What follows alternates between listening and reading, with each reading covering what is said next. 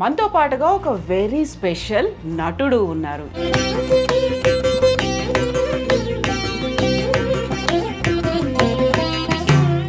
జంధ్యాల గారి సినిమా.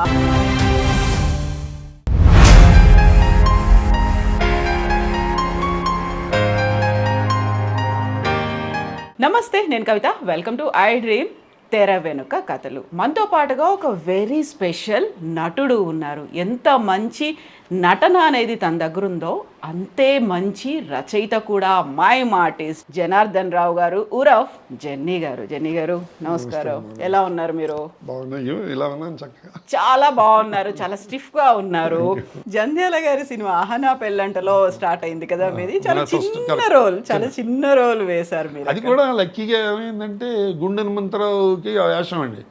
అతనికి అప్పుడు స్క్రిప్ట్ రెడీ అవ్వలేదు. అతను విజయవాడలో ఉండేవాడు. చేస్తే స్క్రిప్ట్ రెడీ అవ్వలేదురా వెళ్ళిపోయింటే అతను వెళ్ళిపోయాడు. అతను వెళ్ళిపోయిందిరా స్క్రిప్ట్ రెడీ అయింది.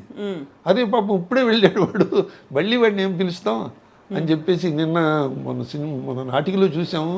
సన్నగా ఉన్నాడు అతను, భలే పెక్యులర్గా ఉన్నాడు, ఆ రోలు సరిపోతాడు అని.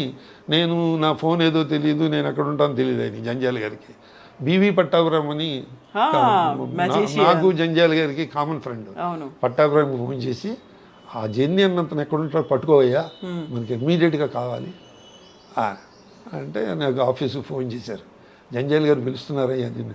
ఓ పిచ్చి ఆనందం చేసి మా బాస్తో చెప్పి, సార్ ఇలా నాకు సినిమా ఛాన్స్ వచ్చింది సార్, మళ్ళీ వీలైతే వచ్చేస్తాను సార్, లేకపోతే ఈరోజు సెలవు పెడతాను సార్ అంటే పాపం ఆయన కూడా అలౌ చేసేవారు. వాళ్ళు కూడా ఆ రోజుల్లో అంత మంచివాళ్ళు వాళ్ళు. చేస్తే అప్పుడు ఆ తర్వాత నుంచి అప్పుడే ఇండస్ట్రీ మెడ్రాస్ నుంచి ఇక్కడ షిఫ్ట్ అయింది. రామానాయుడు గారు స్టూడియో కట్టారు, అన్నపూర్ణ వాళ్ళు స్టూడియో కట్టారు. అన్నపూర్ణ వాళ్ళ దాంట్లో కూడా నాకు అలాగే ఛాన్స్ వచ్చింది. నేను పరుచూరి వెంకటేశ్వరరావు రైటర్స్ తెలిసి ఉంటారు, పరుచూరి బ్రదర్స్ వాళ్ళు. పరుచూరి వెంకటేశ్వరరావు కొడుకు పరుచూరి రఘుబాబు అని, అతన్ని హీరో చేద్దామని చెప్పేసి అతనికి అన్ని ట్రైనింగ్లు ఇచ్చారు. పాపం అన్ఫార్చునేట్లీ అతను బ్లడ్ క్యాన్సర్ తోటి పోయాడు. అతని మెమరీ కోసం పరుచూరి రఘుబాబు మెమోరియల్ నాటక పోటీలు అని 30 ఏళ్ల క్రితం పెట్టారు. పెట్టి దాంట్లో వాళ్ళు అనౌన్స్ చేశారు ఏంటంటే best actor, best director, best comedian ఇలా ప్రైజులు ఇవ్వం, 6గురిని సెలెక్ట్ చేసి 6గురికి సినిమా ఛాన్సులు ఇస్తాం అని ముందర అనౌన్స్ చేశారు వాళ్ళు. చేసి దానికి జేవి సోమయాజులు గారు, ఎండమూరి వీరేంద్ర జడ్జిలు. అప్పటికీ నాకు గుర్తు, మేము మా తల్లావజ్జుల సుందరం డైరెక్ట్ చేసిన దొంగల బండిని శంకరమంది పార్థసారథి గారు రాసింది, అది వేసాము. దాంట్లో నన్ను 6గురిలో నేను ఒకరిని సెలెక్ట్ చేశాను. సెలెక్ట్ చేసి అప్పుడే కర్తవ్యం డైరెక్టర్ మోహన్ గాంధీ గారు విజయశాంతి ఆయన ప్రాణదాతని నాగేశ్వరరావు గారితో సినిమా చేస్తున్నారు గుడ్లవల్లియర్లో. దాంట్లో కామెడీ ట్రాక్లో బ్రహ్మానందం మామగారిలో నన్ను పెట్టి, నేను ఒక 4-5 రోజులు సెలవు పెట్టుకోగలవా అది అన్నారు. పర్లేదు సార్, కింద మీద పడతాను ఇది అంటే అన్నప్పుడు పరుచూరి వెంకటేశ్వరరావు రికమెండ్ చేసి తీసుకెళ్ళి నాకు ఆ వేషం ఇచ్చాడు. ఆ వేషంలో పెద్ద సినిమా హిట్ అవ్వకపోయినా పెద్దవాళ్ళందరితో పరిచయం అయింది. పెద్దవాళ్ళ ముందర వీడు ఎవడో టిపికల్గా ఉన్నాడరా, బాగా చేస్తున్నాడరా అనిపించుకుని దానివల్ల నాకు ఇంకో 50 సినిమాలు వచ్చాయి. కాకుంటే ఒక మామగారిగా అంటే పెద్ద రోలే ప్లే చేశారు అక్కడ మీరు. పెద్ద రోలు బ్రహ్మానందం మామగారు. అవును కదా, కాంబినేషన్ నేను బ్రహ్మానందం బాబు మోహన్ ముగ్గురు కాంబినేషన్ బ్యూటిఫుల్. అంటే మా నాటకంలో కాన్సెప్ట్ సీనే తీసుకుని పరుచూరి వెంకటేశ్వరరావు దాన్ని స్క్రీన్కి మోల్డ్ చేశాడు. మా రైటర్ దగ్గర పర్మిషన్ తీసుకుని ఆయన చేశాడు. ఆ విధంగా మోహన్ గాంధీ గారు పరిచయం అయ్యారు. దాంతో ఆ సినిమాలు ప్లస్ నాగేశ్వరరావు గారి ఆ నాటకానికి బి గోపాల్ గారు అని చాలా ఫేమస్ డైరెక్టర్, పేరు వినే ఉంటాను. ఆయన అప్పుడు Nagarjuna first picture, second picture విషయ అని దాంట్లో డిఫెన్స్ లాయర్ వేషానికి నన్ను స్టేజ్ మీద చూసి సెలెక్ట్ చేశారు బి గోపాల్ గారు, డిఫెన్స్ లాయర్. నాకు దాంట్లో మంచి తమాషా అనుభవం ఏంటంటే ఆయన స్క్రిప్ట్ ఇచ్చారు. స్క్రిప్ట్ ఇస్తే నేను నాటకం పోర్షన్లో తెల్లగైతే మీద రాసేసుకుంటున్నాను, కంఠస్థం పెట్టేద్దామని. అలవాటు కదా, అక్కడికి వెళ్ళినా బుద్ధి పోదు కదా. అంటే అసిస్టెంట్ డైరెక్టర్ వచ్చి ఎంతవరకు వచ్చిందండి పోర్షన్, కొత్త వాళ్ళని కొంచెం అడవడి చేస్తారు కదా వాళ్ళు, ఎంతవరకు వచ్చిందండి మీకు పోర్షన్ అంటే ఇదో రాసుకుంటున్నానండి, రెడీ అయిపోతానండి. మళ్ళీ ఇది కాసేపటికి ఉండి వచ్చి ఎంతవరకు వచ్చిందండి అంటూ ఉండేవాడు. మొత్తానికి కంఠస్థం పెట్టేసానండి అంతాను చేసి ఆ జయసుధ గారి డైలాగ్ మీరు చెప్పండి, మాకు ఫస్ట్ డైలాగ్ చెప్తే కానీ సెకండ్ డైలాగ్ రాదు. అంటే నేను ఆవిడ ఏదో మర్డర్ జరిగిందని, ఆవిడ జైలు సూపరింటెండెంట్, మర్డర్ జరిగిందంటే డ్యూటీలో ఉండగా అక్కడి నుంచి వచ్చేస్తుంది. వచ్చేస్తే నేను డిఫెన్స్ లాయర్ని ఇన్వెస్టిగేట్ చేస్తూ ఆవిడ్ని మీరు డ్యూటీ చేస్తూ ఎందుకు వచ్చారు అని అడిగితే గజేంద్రుడు ప్రాణ సంరక్షార్థం విష్ణుమూర్తి ఎందుకు వచ్చాడు, నేను అలా వచ్చాను ఆవిడ డైలాగ్. అదైన వెంటనే కోర్టులో భగవంతుడు ప్రసక్తి అనవసరం అంటే నేను ఈ అసిస్టెంట్ డైరెక్టర్ని చదవమన్నాను. ఆవిడ డైలాగు గజేంద్రుడు ప్రాణ సంరక్షార్థం, నోరు తిరగటం లేదు ఆయనకి. చూసుకోండి అని వెళ్ళిపోతున్నాడు. ఇది గోపాల్ గారు చూశారు. చూసి వీడు ఏదో ఇబ్బంది పెడుతున్నాడు కొత్త కుర్రాడిని అని చెప్పి వచ్చి ఏంటండి ప్రాబ్లం అని. అప్పుడు చెప్పకూడదని కూడా నాకు తెలియదు, ఇలాంటి చెప్పకూడదు అంటే చెప్పేశాను. చెప్తే వాడిని పిలిచి అసిస్టెంట్ డైరెక్టర్ని పిలిచి ఇది ఆ డైలాగ్, ఆ జైసు డైలాగ్ తర్వాత డైలాగ్ ఏం చెప్తారు. అదే నాకు పని ఉందండి, పని లేదు ఏం లేదు, డైలాగ్ చెప్పు. కొత్త కుర్రాళ్ళని ఎప్పుడు ఇబ్బంది పెట్టకూడదు, వాళ్ళని ధైర్యం ఇవ్వాలి వాళ్ళకి, మనం అది నేర్చుకో. ఆ తర్వాత అతను మంచి పెద్ద డైరెక్టర్ అయ్యాడు, అసిస్టెంట్ డైరెక్టర్. జొన్నలగడ్డ శ్రీనివాస్ పేరు మర్చిపోయాను, సరిగ్గా గుర్తులేదు. అతను నన్ను 4-5 పిక్చర్లు వేషాలు ఇచ్చి అప్పుడు చెప్తూ ఉండేవాడు అందరికి. ఫస్ట్ డైరెక్టర్ చేతి తిట్టించింది ఈయన తిట్టించింది నన్ను, అందుకని నేను వేషం ఇస్తున్నాను అనేవాడు. ఈవి సత్యనారాయణ కూడా మా నాటకాలు అలాగే చూసేవాడు. జంజాల్ గారు అసిస్టెంట్ కదా, మమ్మల్ని ప్రాక్టికల్గా చూస్తూ ఉండేవాడు. స్టేజ్ మీద చూస్తూ ఉండేవాడు, స్క్రీన్ మీద చూస్తూ. ఈవి సత్యనారాయణ పిక్చర్లు అన్నీ వేశాను నేను. అలా అదృష్టం బాగుండేది. వీళ్ళు ఏంటంటే స్టూడియో ఇక్కడ కట్టిన వాళ్ళని లోకల్ టాలెంట్ని ఎంకరేజ్ చేసేవారు. అదే చిన్న చిన్న వేషాలు ఉన్నాయనుకోండి, మెడ్రాస్ నుంచి పిలిపిస్తే వాళ్ళకి లాడ్జింగ్ బోర్జింగు వాళ్ళకి ఖర్చులు ఇవన్నీ ఉంటాయి కదా. లోకల్ టాలెంట్ కాబట్టి మాకు నాన్ ట్యాక్సిబుల్ ఇన్కమ్, వాళ్ళు ఏమిస్తే నాటకాలకి ఖర్చు పెట్టేవాళ్ళు. అందుకని మమ్మల్ని బాగా ఎంకరేజ్ చేసేవారు, చాలా టెరిఫిక్గా ఎంకరేజ్ చేసేవారు. మీరు చేసినవన్నీ 1 డే రోల్స్ లేకుంటే అప్పటికప్పుడు అయిపోయేలా ఉండేది? ఒక రోజు చేసేసి ఆ టైంలో నేను వచ్చేస్తాను సార్, ఇప్పుడే వస్తాను, బయటికి వెళ్ళొస్తాను. సారి దాసనారాయణరావు గారు సూర్యగాడే సినిమాలో నేను, ఆయనేమో ప్యూను, మా క్లబ్ సెక్రటరీ నేను. ఆ రోజు సాయంత్రం అంతా క్లబ్ యానివర్సరీ అంతా ఉపన్యాసం అంతా నాదే సూర్యగాడి గురించి చెప్తా. సూర్యగాడి సినిమా బాగా హిట్ అయింది. కొడుకు మీద కేసు వేస్తాడు తండ్రి. అంటే నేను ఆఫీస్ నుంచి మూలాలి నుంచి స్కూటర్ వేసుకుని రామానాయుడు గారు 5ంటికి ఆఫీస్ అవుతుందండి, అక్కడి నుంచి 5:45కి వెళ్ళాను. ఏంటి జన్ని ఇప్పుడు వచ్చావు, అంత లైటింగ్ హీటింగ్ అంతా అరేంజ్ చేసేసుకున్నాం, ఇది అంటే 5 నిమిషాల్లో రెడీ అయిపోతానండి నేను. 5 నిమిషాలా టూ మచ్ అని, లేదండి 4:30 నిమిషాల్లో అయిపోతానండి అన్న. ఈ స్పాంటినిటీ కావాలయ్యా, ఏం కంగారు పడకు, చాలా టైం ఉంది, టిఫిన్ తిని మేకప్ చేయించుకుని ఈ లోపల చాలా షాట్లు ఉన్నాయి, నేను కంగారు పడకు, పోర్షన్ చూసుకో. అంత బాగా ఎంకరేజ్ చేసేవారు, అంత సౌహృదయం. ఒకసారి దాసనారాయణ అందరికీ కాళ్ళకి, ఆయన పుట్టినరోజు, ఆయన బాలకృష్ణ గారు పిక్చర్ ఏదో అంటే కాళ్ళకి దండం పెడుతున్నారు, నేను దండం పెట్టకుండా వెళ్ళిపోయా. ఎలా చూశారు, మళ్ళీ వెనక్కి వచ్చి ఎందుకు దండం పెట్టలేదంటే, నాకంటే చిన్నవారండి మీరు, ఆయుష్ క్షీణం, మీకు దండం పెట్టకూడదు. నీ దుంపదేగా, నాకంటే పెద్దవాడు అని అలా కనిపించట్లేదు. ఇవన్నీ చెప్పుకుంటే మధుర స్మృతులమ్మా, నిజంగా నిజంగా. ఓసారి బాబు గారి పిక్చర్లో అది మిస్టర్ పెళ్ళం అయితే నేను సేల్స్ బొంబే నుంచి వస్తాను, సేల్స్ మీద ఉపన్యాసం, హీరోయిన్ గాలి తీసేస్తుంది నాకు. అవును, ఆ బోర్డు మీటింగ్ లో మీరు అన్ని మాట్లాడతారు సేల్స్ గురించి. ఆ బోర్డు మీటింగ్లో అంతకు ముందు ఏం జరిగిందంటే, మేనేజింగ్ డైరెక్టర్ గారు వచ్చి 6వ సీటు దగ్గర మంచినీళ్ళ గ్లాసు మీద మూత లేదు అని కోపడతాడు, ప్యూన్ని పెడతారనమాట. అంటే అన్ని సునిశ్చితంగా అబ్జర్వ్ చేశారు అని చెప్పి ఎస్టాబ్లిష్ చేశారు. చేసి రెడీ 6వ సీట్ నాదే. ఇదంతా చూసిన తర్వాత వెళ్ళి బాబు గారి దగ్గర ఏంటి అన్నారు. సార్ చిన్న ఆలోచన వచ్చిందండి నాకు అని చెప్పు. ఆ అమ్మాయి నాకు నీళ్లు తాపించింది కదండి, నన్ను నా ప్రపోజల్స్ అన్నిటికీ నో చెప్పి నీళ్లు తాపించింది కదా. ఈ 6వ గ్లాస్ మీద మూత లేదని ఆల్రెడీ ఎస్టాబ్లిష్ చేశారు కదా, ఈ గ్లాసులో నీళ్ళు గడగడగడ తాగేస్తా సార్, నీళ్లు తాపించిందని సెన్స్ వస్తుంది సార్, అని చెయ్యాలని ఉందండి అన్న. ఇది చొక్కా మీద పోసుకోకుండా ఉత్తినే మైంలో చేయండి, మైంలో నీళ్ళు తాకండి, గ్లాస్ పుచ్చుకుని మైంలో చేయండి, అలా ఇట్లాగే చేయండి, ఎందుకంటే ఎక్కువ చేయొద్దు, బాగుంది చేయండి సో సజెషన్స్ కూడా తీసుకునేవాళ్ళు. అంటే రిలవెంట్ అయితే తీసుకుంటారమ్మా, ఏ డైరెక్టర్ అని తీసుకుంటాడు. అవును. ఇర్రిలవెంట్ అయితే వాళ్ళు అంటే డిస్టర్బ్ చేస్తే సీన్ డిస్టర్బ్ చేయడం కానీ, లేకపోతే ఫర్దర్ సీన్ మనకు తెలియదు, అవును, వాడు డైరెక్టర్ తెలుసు. దీంట్లో ఒక సాధక బాధకాలు కూడా ఉన్నాయి. మొన్న ఒక కొత్త డైరెక్టర్ దగ్గర యాక్ట్ చేస్తుంటే నాకు వచ్చినవేవో ఇంప్రూవైజేషన్ చెప్తుంటే ఈజ్ నాట్ యాక్సెప్టింగ్.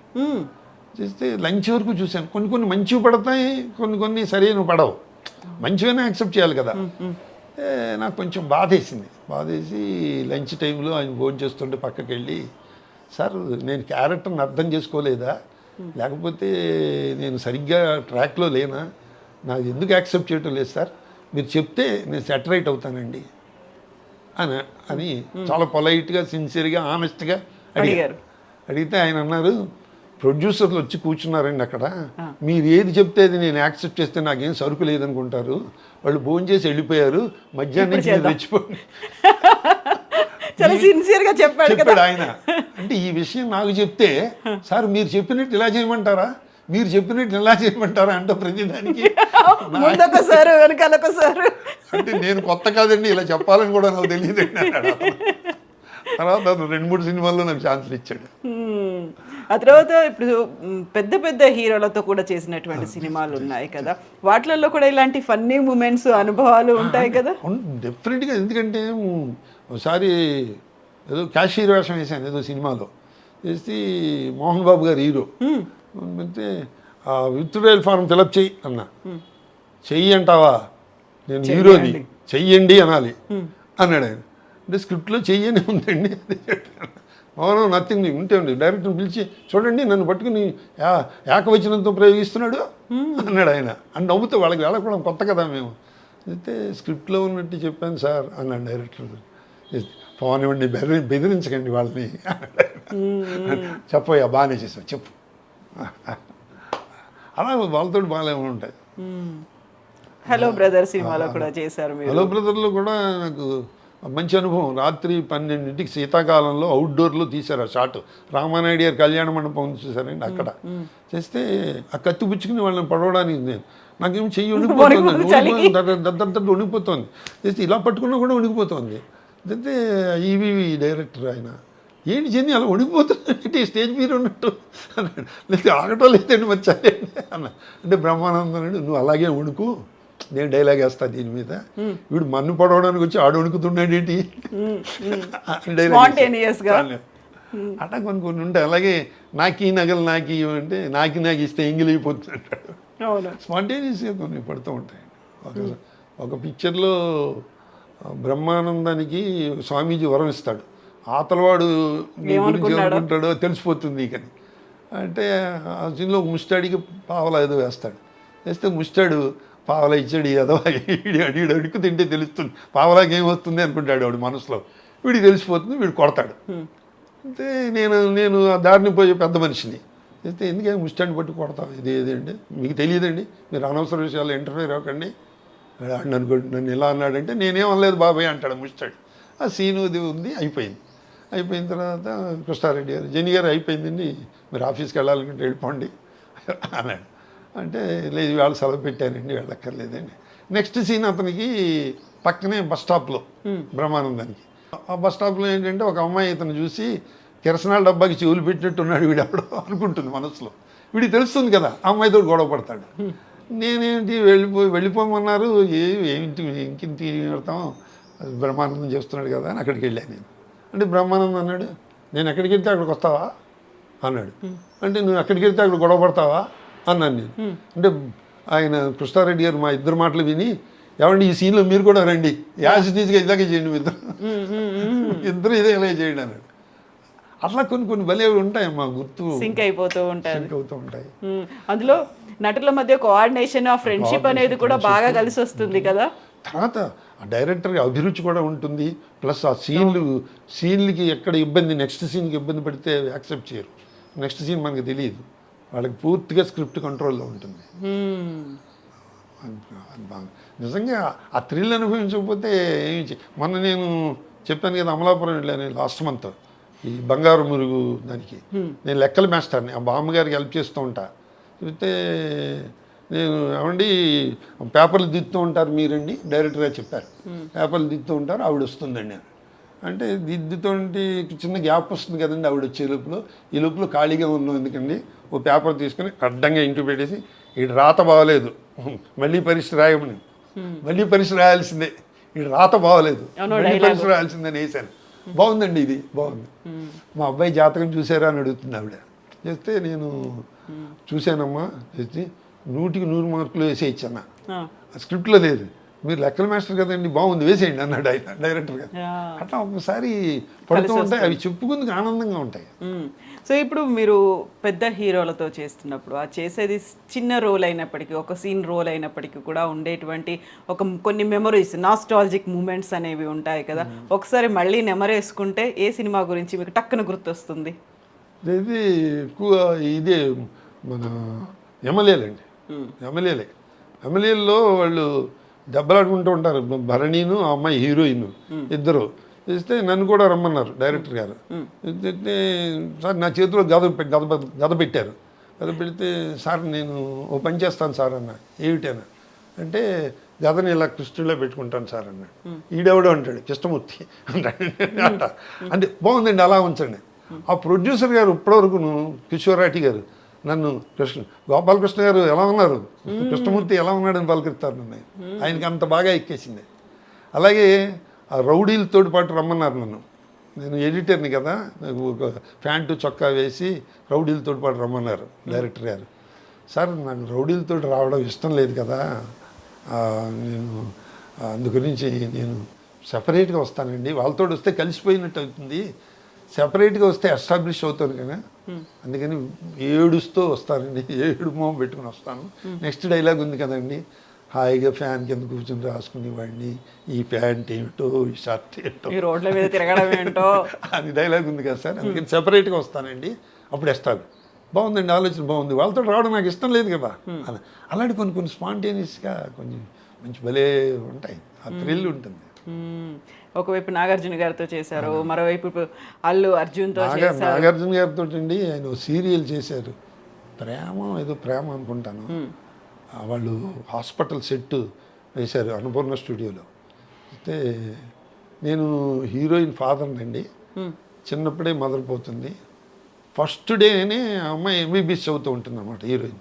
అయితే ఫస్ట్ డేనే నేను అమ్మాయికి తాలింపు పెట్టి ఎంత చేసి వంట చేసి బాక్స్ సర్ది ఇస్తానమాట, తల్లి లేని పిల్ల కదా. ఆ అమ్మాయి ఎవరు డైరెక్టర్, అమ్మాయి పేరు మర్చిపోయాను, రాఘవేంద్ర గారి దగ్గర అసిస్టెంట్గా చేసేది అమ్మాయి, ముస్లిం గర్ల్ లేదు అమ్మాయి పేరు మర్చిపోయాను. జెన్ని గారు దగ్గండి అంది. దగ్గండి అంటే నేను దగ్గరండి అన్న. ఏం దగ్గితే ఫోటో పెట్టి దండేసేస్తారండి ఫస్ట్ సీన్లో.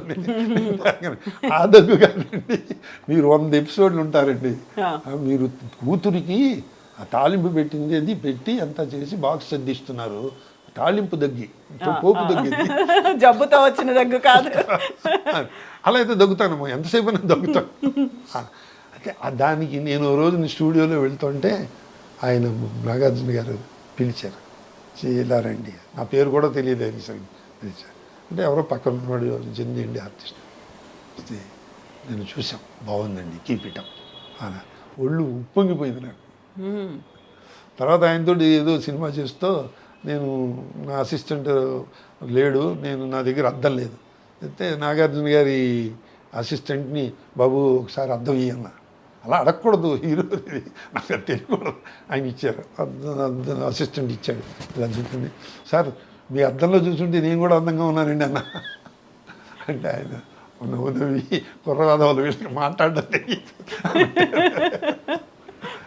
ఇప్పుడు మొన్న ఏదో యాడ్ చేసామండి, గోల్డ్ స్పాట్ ఏదో యాడ్ చేసినప్పుడు సార్ సో అండి గుర్తున్నారండి, నా అద్దం పుచ్చుకున్నారు కదా మీరు, అద్దం సీన్ కూడా గుర్తుంది. అయితే అలా కొన్ని మంచి మృదుస్తుంటూ ఉంటాయి. సన్ ఆఫ్ సత్యమూర్తి సినిమాలో అల్లు అర్జున్తో కలిసి చేశారు మీరు.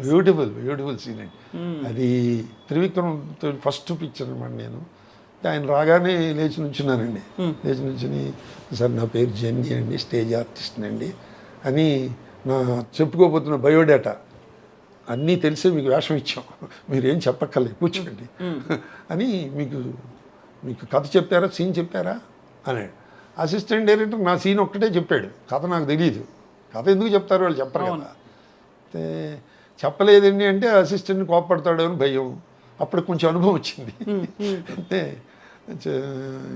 ఇలా ఆవు తోకతోటి ఊపినట్టుగా ఊపేశారు తలంతా. తలతోటి అబద్ధం అంటే తోకతోటి నిజం చెప్పిందని, ఎందుకని తోక ముట్టుకుంటే పుణ్యం అంటారు. అలాగా ఇలా ఆయనకి అర్థమైపోయింది. చేసి ఆయన మొత్తం చెప్పి అంటే అంటే సింపుల్గా చెప్పి, అతనికి గొప్ప ఆస్తిపరుడు అండి, ఆస్తి పోగొట్టుకుంటాడు, ఇట్లా అద్దెకి వస్తాడు మీ ఇంట్లో, మీరు వ్యంగ్యంగా మాట్లాడతారు, మీరు విలన్ కాదు, వాడి కోపం వచ్చేలా మాట్లాడాలి, చేస్తే లాక్ కొడతాడు లాస్ట్లో. అయితే అప్పుడప్పుడు వస్తూ ఉండండి మాకు సరదాగా ఉంటుంది అంటాడు. అదండి సీను అని చెప్పి మొత్తం అంతా చెప్పాడు ఆయన. అంటే అలా అని చెప్పి విలన్ అనుకోకండి, హీరోని తిట్టరు, చాలా సెటైర్గా మాట్లాడతారు, వ్యంగ్యంగాను. మీ నాన్న జేబులో రూపాయి ఉంటే 100 రూపాయలే పెట్టేవాడు, అనుభవించారు భాగం. వాడిని కెలుకుతున్నట్టుగా హీరో అర్జున్ అనమాట. ఆ సీన్లో లాస్ట్లో కొడతాడండి. రిహార్సల్లో పర్ఫెక్ట్గా అని కొట్టాడు ఆయన. టేకులు వచ్చేటప్పటికి ఆయన వేలు నా గ్లాస్కి తగిలింది, వెళ్ళి కింద పడిపోయి బద్దలైపోయింది, పడిపోయి టేక్ ఓకే అయిపోయింది. చేస్తే ఆయన అల్లు అర్జున్ చేసి సారీ సార్ లేదండి యాక్సిడెంటల్గా అయింది ఇది అది అని వాళ్ళ అసిస్టెంట్ పిలిచి నేను కళ్ళజోడు కొనిపెట్టు అంటే వద్దండి నన్ను తీసుకోవాల్సిందే, పెద్దవారు మీరు, నా చిన్నప్పటి నుంచి చూస్తున్నాను మిమ్మల్ని, ఇది అది అంటే కొట్టినవాడికే వరం ఇచ్చే యోగ్యత కూడా ఉంటుంటండి, మీరు ఒక వరం ఇస్తే మీ డబ్బులతో కొనుక్కుంటాను. ఏం వరం? మీరు వేసే ప్రతి సినిమాలో నాకు చిన్న వేషం ఇవ్వాలండి, దానికి పెద్ద వరం తండ్రి, యూ డిజర్వ్, తప్పకుండానండి, టచ్లో ఉండండి అని చెప్పి వాళ్ళ మేనేజర్ని పంపించి నన్ను కళ్ళజోడు షాప్కి తీసుకెళ్ళి అక్కడ కళ్ళజోడు కొనిపించి ఆ బిల్లు ఆయన తీసుకుని అంత సౌకర్యుడు. ఎక్కడ కనపడినా సరే ఎలా ఉన్నాడు, కళ్ళజోడు బాగుందా అంటూ ఉంటాడు. ఓకే. సో అది సినిమాల్లో మీరు ఆల్మోస్ట్ ఒక 30 ఏళ్ల పాటు నటించారు. ఆ తర్వాత రచయితగా మారారు. ఆ మీలో ఉన్నటువంటి రచయిత ఎప్పుడు ఎలా బయటకు వచ్చాడు? చిన్నప్పుడే దానికి బీజం పడిందండి. అవును, అప్పుడు కథ రాశారు ఫుల్ ఫ్లెడ్జ్డ్గా, ఇలా బుక్స్ రాసేంతగా. కానీ తర్వాత సినిమాల్లో వీటిల్లో మైమ్ ప్రోగ్రామ్స్, స్టేజ్ ప్రోగ్రాంలు వీటిలో ఇవ్వడంలో రాసేంత టైం ఉండేది కాదు, రాసేంత ఆలోచన ఉండేది కాదు. అంటే కొంచెం పెద్దవాడు అయిన తర్వాత, కొంచెం వేషాలు తగ్గిన తర్వాత, వేషాలు తగ్గుతున్నాయని చెప్పి స్టూడియోల చుట్టూ తిరగలేం కదా, ఫోటోలు తీసుకుని పట్టుకుని అన్ని ఆఫీసుల చుట్టూ తిరిగే వయస్సు కాదు. తిరగలేమంటే అదేదో యుగో కాదు, ప్రయత్నం చేయకపోతే ఎవరికి రావు, ప్రయత్నం చేయాలి తప్పులేదు, కానీ తిరిగేంత ఓపిక లేదు అని చెప్పి మరి అలాగా కాలక్షేపం చేయడం ఎలాగా ఆవిడికి కథలు ఇదివరకు రాశాం కదా, కథలు మళ్ళీ రాద్దాం అని చెప్పేసి కథలు రాయడం మొదలెట్టా. కొన్ని తిరిగి వచ్చేసాయి, కొత్తలో తిరిగి వచ్చినవి. మళ్ళీ నాకు వీరేంద్రనాథ్ 40 ఏళ్ళ నుంచి ఫ్రెండ్ అండి, ఎండమూరి వీరేంద్రనాథ్. అతను నాటికలు, అతను కుక్క సినిమా తీశాడు, ఆ కుక్క సినిమాలో కూడా యాక్ట్ చేశాను నేను. అతని దగ్గరికి కొన్ని తీసుకెళ్ళి నేను, గురువు తిరిగి వచ్చేసింది, ఎందుకు తిరిగి వచ్చింది తెలియట్లేదు, బాగానే రాశాను అంటే ప్రతి రైటరు బాగానే రాశాడు అనుకుంటాడు, అనుకోకపోతే రాయలేడు, చేసి ఇట్లా చేయాలి అట్లా చేయాలి అని అతను కొన్ని చెప్పాడు. తర్వాత కొన్నాళ్ళు పోయిన తర్వాత మళ్ళీ ఒక కథ పట్టుకెడితే ఎప్పుడో, ఇంకా నువ్వు రావక్కర్లేదయ్యా నా దగ్గరికి, పంపించేయి. నేను పంపించిన కథలు తిరిగి వచ్చినవి మళ్ళీ కరెక్ట్ చేసి పంపిస్తే ప్రైజులు వచ్చాయి. అప్పుడు నా మీద నాకు కాన్ఫిడెన్స్ వచ్చింది. మా రిలేటివ్ వసుంధర గారని చాలా కథలు వస్తారు, ఆయనకు కూడా పాపం నాకు చాలా హెల్ప్ చేసేవారు ఆయన చాలా.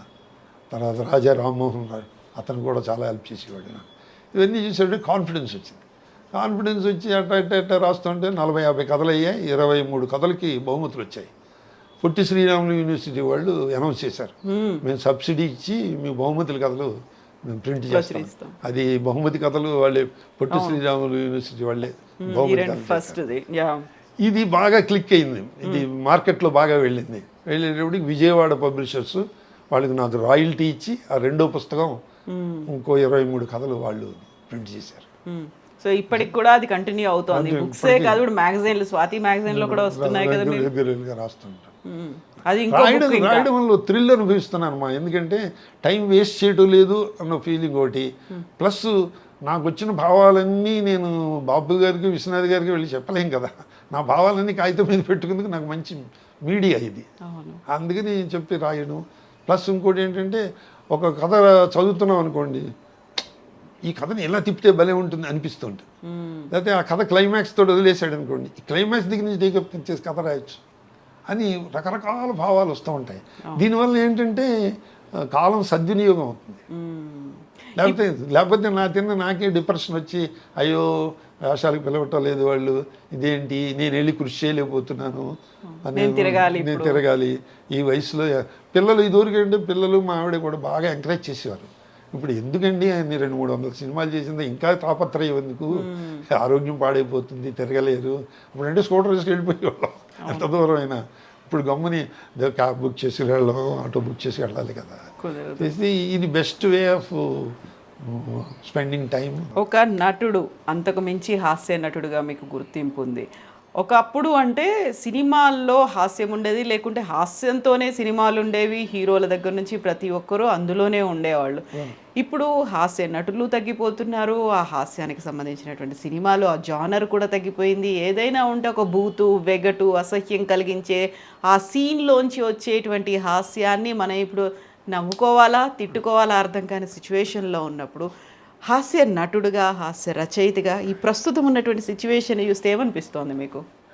దీని మీద ఒక యాంకర్ గొప్ప కమేడియన్స్ ఏవిఎస్, గుండె హనుమంతరావు, వాళ్ళు వేణుమాధవ్ వీళ్ళందరూ పోతున్నారు, ధర్మారు సుబ్రహ్మణ్యం, గొప్ప కమేడియన్స్ అందరూ పోతున్నారండి అన్నారు. అంటే నేను అంత గొప్ప కమేడియన్ కాదండి, కానీ ఎప్పటికప్పుడు గొప్ప కమేడియన్ అవుతానండి అన్నారు. లేదు, నేను అలా అడగదలుచుకోలేదు. ఇదేంది కామెడీ అంటే ఇదండి, పర్ఫెక్ట్ కామెడీ అంటే ఇదండి అన్నాడు ఆ యాంకర్. అట్లాగా ఇప్పుడు వచ్చిన దాంట్లో కూడా మనం అన్వేషణ చేస్తే దాంట్లో కూడా దొరుకుతాయి. దాంట్లో కూడా మన ఏదో సినిమాలో, కొత్త సినిమాలో నేను అన్నపూర్ణ గారు వై విజయ్ గారు, మీ ఇద్దరం భార్యాభర్తలు. మా ఇంట్లో హీరోయిన్ అద్దెకుంటుంది. ఒకటే సీను ఇస్తే, ఏమండి మీరు హెన్పెక్డ్ హస్బెండ్ అండి అన్నాడు డైరెక్టర్. అంటే సీన్ చదివితే ఎక్కడ హెన్పెక్డ్ అనిపించలేదండి. అయితే ఓ పని చేద్దామండి ఇస్తే, నేను ముందర ఇద్దరు మార్కెట్కి వెళ్ళి కూరలు తెచ్చుకుని వస్తాం, ఆ తలుపు తాళం తీసి లోపలికి వెళ్తాం, సీన్ అది అనమాట. అయితే నేను అన్నాను, నేను ముందర వచ్చేస్తానండి, వచ్చేసి అక్కడ బట్టలు ఆరేస్తూ ఉంటానండి. మా ఆవిడ వచ్చి ఆ చీర సరిగ్గా ఆరేసింది, ఎండ తగలుతాం అంటుంది.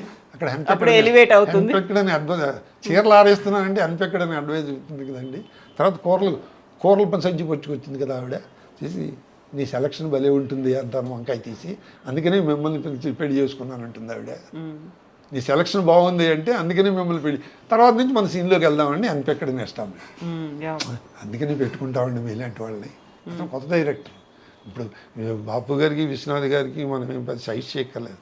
విశ్వనాథ్ గారికి కూడా ఒకసారి, నాకు ముగ్గురు కొడుకులకి బట్టతలే, వైజాగ్ ప్రసాద్, గుండు సుదర్శనం, అతను అశోక్ కుమార్, పోతన, ముగ్గురు నా కొడుకులు. నా మనవలు కూడా బట్టతలే. అది ట్రాక్, కామెడీ ట్రాక్. ఆయన విశ్వనాథ్ గారు కర్ర పుచ్చుకుని నేను ఇలా నడిచి, జని ఇక్కడి నుంచి అక్కడ వరకు వచ్చే లోపల నువ్వు ఇలా నడవాలి అని చెప్పి 4-5 సార్లు రిహార్సల్, ఇక్కడ కోయంబత్తూరులోనే, ఇక్కడ త్రివేంద్రంలో షూటింగ్ 4-5 సార్లు నడిచి టేకా అన్నారు ఆయన. సార్ రిహార్సల్ చేసింది మీరు, నేను ఇంతవరకు కేవలం చూసాను. అవునా, మర్చిపోయాను నేను రిహార్సల్ చేయి. అలాంటి కూడా కొన్ని వలే, అంటే సిచ్యువేషన్ బట్టి కూడా వస్తూ ఉంటాయి. హాస్యం లేదని అనుకోకూడదు, ఎందుకంటే హాస్య రచయితలు అందరూ గొప్ప దర్శకులు అయ్యారు, హాస్య రచయితలు తక్కువైపోతున్నారు. వాళ్ళు ఉన్న దాంట్లోనే హాస్యాన్ని, వాళ్ళకి ఉన్న పరిధిలోనే. ఇప్పుడు బొమ్మడిపాటి కామేశ్వరరావు గారు పని అయిపోయింది, ఆయన పోయారు, ఇంకా కామెడీ రాసేవాళ్ళు లేరనుకుంటే జంజాల్ గారు రాలేదా, ఆదివిష్ణు రాలేదా, మడుపూడి వెంకటరమణ గారు రాలేదా, అలా నెక్స్ట్ జనరేషన్లో వస్తున్నారు. కానీ వాళ్ళ పరిధి, వాళ్ళ లిమిట్, వాళ్ళ నాలెడ్జ్ వేరేగా ఉంటుంది. వాళ్ళకి ఇప్పుడున్న మోడర్న్ టెక్నాలజీ, ఇప్పుడు వాట్సాప్ల మీద జోకులు, సెల్ ఫోన్ మీద జోకులు, వీటిలో వస్తుంటాయి, వాతావరణానికి తగ్గట్టుగా వస్తూ ఉంటాయి. ఆ వాతావరణం తగ్గట్టుగా ఆర్టిస్ట్ కూడా వాడు అప్డేట్ అయితే దాంట్లో జూమర్ లాగచ్చు. వీడు అప్డేట్ అవ్వలేదనుకోండి, వాడు రైటర్ రాసింది ఏం బాగోలేదంటాడు వీడు. ఇప్పుడు ఎక్కడున్నాడు, ముళ్ళపూడి వెంకటరమణ గారు ఉన్నాడు, ఇంకా ఇప్పుడు అప్డేట్ ఓల్డ్ స్కూల్లోనే ఉన్నాడు. వీడు అప్డేట్ అవుతూ ఉండాలి. అప్డేట్ అవుతూ ఉంటే హాస్యం ఉంది లేదే నన్ను, కానీ మీరు యూ షుడ్ నాట్ కంపేర్ చేస్తే ఇప్పుడు మునిమాణిక్యం నరసింహారావు గారి హాస్యం ఇంత గొప్ప హాస్యం అది. ఏదో త్రివిక్రమ్ కూడా పెట్టినట్టున్నాడు సినిమాలో. ఇద్దరు కవల పిల్లలు ఉంటారు, కవల పిల్లల్లో ఒకడు పోతాడు, ఒకడు ఒక ఆయనకి ఎదురవుతాడు. చేస్తే ఒరే పోయినవాడు నువ్వా మీ అన్నయ్య అని అడుగుతాడు. పోయినవాడు వాడిని అడుగుతాడు. అంటే ఎంత సెన్సిటివ్ హ్యూమరో చూడండి. అలాగే మొగుడు పిల్లలు దెబ్బలాడుకుంటారు, పెళ్ళం మెట్లు దిగి వస్తూ ఉంటుంది, ఈయన పైకి ఎక్కుతూ ఉంటాడు. నేను మూర్ఖులకి చోటు ఇవ్వను అంటాడు మొగుడు, నేను ఇస్తానంటుంది ఆవిడ. పక్కకు తప్పకుండా ఇస్తా. అప్పుడున్న అట్మాస్ఫియరు అప్పుడు, ఎందుకంటే మీడియా వైడ్ స్ప్రెడ్ కాదు. ఆ రోజుల్లో పుస్తకాలు చదువుతూ ఉండేవారు లేడీస్ కూడా ఇంట్లో వాడు, ప్లస్ సినిమాలే చూస్తూ ఉండేవారు. ఇప్పుడు అట్లా కాదు కదా, విపరీతమైన హ్యూమర్ అన్ని ఛానల్లోనూ వచ్చేస్తుంది. ప్లస్ ప్రేక్షకులు కూడా విపరీతంగా అప్డేట్ అయిపోయారు. వాళ్ళకి ఒక పట్టాన్ని వేస్తే డోసు సరిపోవట్లేదు, ఆల్టర్నేటివ్ డోస్ వేయాలి. అది ఓవర్ డోస్ అయిపోతుంది కదా. అంటే తమిళ పిక్చర్లు అయితే ఓవర్ డోస్ అవుతుంది, అది డైరెక్టర్ని బట్టి కూడా ఉంటుంది. డైరెక్టర్ సెన్సిటివ్ ఉన్నాను వాళ్ళు చేసి కొంచెం ఓవర్ అవుతుందండి, వద్దండి అని చెప్తాడు. అదే కొత్త కుర్రాడు కొంచెం కావాలి, కొంచెం డోస్ కావాలండి, మరీ మీరు ఆర్ట్ ఫిల్మ్లో యాక్ట్ చేస్తున్నారండి, కొంచెం మసాలా వేయండి అంటాడు. ఎవరికి తగ్గట్టుగా వాళ్ళు కుక్ అన్నవాడు ఏంటి, ఇప్పుడు వండుతున్నాడు, ఎవరికి కావాల్సినట్టుగా వాళ్ళు వండడం నేర్చుకోవాలి. నాకు ఇదే వచ్చినండి, వంకాయ కూరే వచ్చును, నాకు ఈ కూరే వచ్చును, పనసపొట్టు కూర గొప్పగా చేస్తారు. పనసపొట్టు కూర పోయింది, పనసకాయలే పోయాయి. ఇప్పుడు అంతా మసాలాలు తట్టించిన బిర్యానీ కావాలి. పనసపొట్టు అప్డేటెడ్గా వస్తుంది, ప్యాక్డ్ ఏవో, దానికి వేయాలి. ఆ ఇంగ్రీడియంట్స్ ఏమో వేయాలో వాడు దాని మీద రాస్తాడు. వాడు రాసిన ప్రకారం వేయకపోతే అది ఇంకోటి తయారవుతుంది, పనసపొట్టు కూర తయారవుతుంది. అట్లాగే ఇట్లా హాస్యం లేదని అనుకోకూడదు, ఉంది. కానీ ఇప్పుడు వాతావరణం తగ్గట్టుగా ఉంది, దానికి తగ్గట్టుగా రచయిత అప్డేట్ అవ్వాలి, దర్శకుడు అప్డేట్ అవ్వాలి, ఆర్టిస్ట్ కూడా అప్డేట్ అవ్వాలి. మీరు ఒక మాట అన్నారు, ఇప్పుడు హాస్య రచయితలు చాలామంది దర్శకులు అయ్యారని. నా ముందున్నటువంటి జర్నీ గారు కూడా హాస్య రచయిత, హాస్య నటుడు. అలా ఏమైనా దర్శకత్వం వహించాలి అనేది ఏమైనా ఉంది? అంటే దర్శకత్వం వహించడానికి చాలా చాలా అదృష్టం ఉండాలి, ప్లస్ చాలా టాలెంట్ ఉండాలమ్మా. ఒక్క టాలెంట్ ఇప్పుడు నాకు ఈదడం ఎలాగా అన్న పుస్తకం చదివేసి నదిలోకి దిగామనుకోండి మునిగిపోతాం. ఈదడం నేర్చుకోవాలి కదా, నేర్చుకున్న తర్వాత ఈత కొట్టాలి. పుస్తకం చదివాను నేను, దీంట్లో అన్నీ ఇచ్చాడు, ఈదడం ఎలాగో దాని ప్రకారం ఇద్దండి కుదరదు. ఆ టెక్నిక్స్ అన్ని నేను చదువుకున్నాను, ఈదేస్తాను, కాలవే కదా ఈదేస్తా, ఇదేం సముద్రం కాదు కదా అని దిగితే మునిగిపోతాం కాలవే. అలాగే దర్శకత్వంలో కూడా 24 క్రాఫ్ట్స్లో అనుభవం ఉండాలి. చాలామంది అనుభవం లేకుండా దిగి దెబ్బతింటున్నారు పాపం. అనుభవం ఉండాలి, అనుభవం ఉన్న తర్వాత అదృష్టం ఉండాలి. అదృష్టం, ప్రొడ్యూసరు మనని నమ్మాలి, మనం నమ్మి మనకి అవకాశం ఇవ్వాలి. అవకాశం గురించి తాపత్రయపడే వయస్సు కాదు, దానికి ఎంతో కృషి కావాలి, ఫిజికల్ ఫిట్నెస్ కావాలి, స్టామినా కావాలి. ఆర్టిస్టుల కంటే ఎక్కువ కష్టపడాలి డైరెక్టర్. ఆర్టిస్ట్ సీన్ అవగానే వెళ్ళిపోతాడు, డైరెక్టర్లా కాదు కదా, మళ్ళీ ప్రిపేర్ అవ్వాలి. అన్ని చాలా చాలా కష్టమైన జాబ్ అది, చాలా అదృష్టం ఉండాలి. చాలామంది లటక్కని డైరెక్టర్లు అయిపోతూ ఉంటారు, చటుక్కుని వెళ్ళిపోతూ ఉంటారు, ఫేడ్ అవుట్ అయిపోతూ ఉంటారు. పునాది దిట్టంగా ఉన్నవాళ్ళు నిలబడుతూ ఉంటారు, అదృష్టం కూడా దిట్టంగా ఉన్నవాళ్ళు నిలబడతారు. మనం ఒకసారి ఎప్పుడో డిస్కషన్లో ఏదో షూటింగ్లోకి వచ్చింది, డాక్టర్ రాజశేఖర్ హీరో, అతను భరణి నేను మేము అందరం కూర్చుని కబుర్లు చెప్పుకుంటుంటే, టాలెంట్ ఉండాలండి అదృష్టం ఉండాలా ఆర్టిస్ట్ అన్న డిస్కషన్ వచ్చింది. ఒక్కొక్కళ్ళు అన్ని అభిప్రాయాలు చెప్పారు.